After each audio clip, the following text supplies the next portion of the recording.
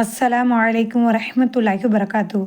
எல்லா நபிமார்களுடைய காலத்தில் வேதங்கள் இருந்தாலும் அந்த வேதங்களை தாண்டி ஒவ்வொரு மொஜிசாக்களை பண்ணினாங்க. இப்போ சாலிக் நபி எடுத்துக்கிட்டோம் அப்படின்னா நிறை மாத ஒட்டகம் ஒரு பாறையிலேருந்து வெளிவந்துச்சு. மூசா அலைஹிஸ்ஸலாம் கைத்தடி வச்சுருந்தாங்க, அக்கில் உள்ள வெண்மை நிறம்.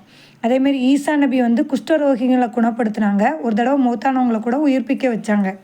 இந்த மாதிரி ஒவ்வொரு நபிமார்களும் ஒரு சில மொஜிசாக்களை செஞ்சாங்க. அதே மாதிரி நபி ஸல்லல்லாஹு அலைஹி வஸல்லம் அவங்களுடைய காலகட்டத்தில் என்ன மொஜிசா, பல மொஜிசா இருக்குது. அதில் ஒரு மொஜிசா என்னன்னு கேட்டால், நபி ஸல்லல்லாஹு அலைஹி வஸல்லம் மக்காவில் தாவத்துடைய வேலையை செஞ்சிட்ருக்கும்போது மக்கத்து குறைசிகள் என்ன செஞ்சாங்க, மறுத்தாங்க. அதில் உள்ள தலைவர்கள்லாம் மறுத்தாங்க. அப்போ ஏதாவது ஒரு மொஜிசா செய்யுங்க அப்படின்னு சொல்லிட்டு ரசூல்லாட்ட கேட்டுக்கிட்டே இருந்தாங்க. நீங்கள் உண்மையிலே ஒரு தூதர் அப்படின்னு சொன்னால் இந்த நிலவை வேணால் நீங்கள் 2 துண்டாக பிளந்து காட்டுங்களேன் அப்படின்னு சொல்கிறாங்க.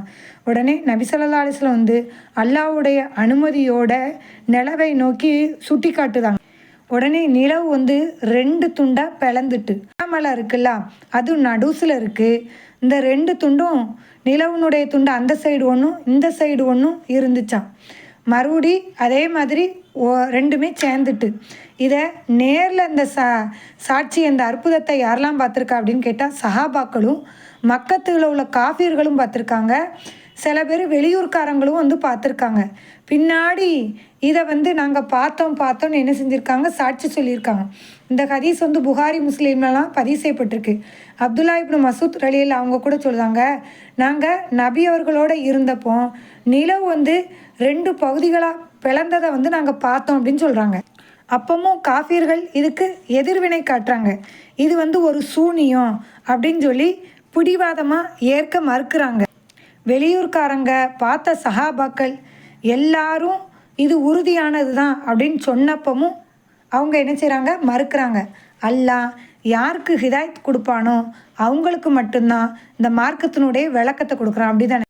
இக்தரபத்தி சாஅத்து வங் சக்கல் கமரு, இந்த ஆயத்து தான் இதுக்கு சான்று. நபி அவர்களுடைய பிறப்பே கியாமத் நாளுடைய ஒரு அடையாளம் தான். அதே மாதிரி இந்த ஆயத்து பிரகாரம் நிலவு 2 துண்டாக விளக்கப்பட்டதும் கியாமத் நாளுடைய ஒரு அடையாளம் அப்படிங்கிறது நம்மளால் இதிலேருந்து விளங்கிக்கிட முடியுது. ஆனால் இன்றைக்கி குரானே ஒரு மொஜிசா தான். நான் இதை படித்தும் கூட ஹிதாயத் என்பது நம்மளோடத்தில் வரலை அப்படின்னு சொன்னால் நாம் யார்?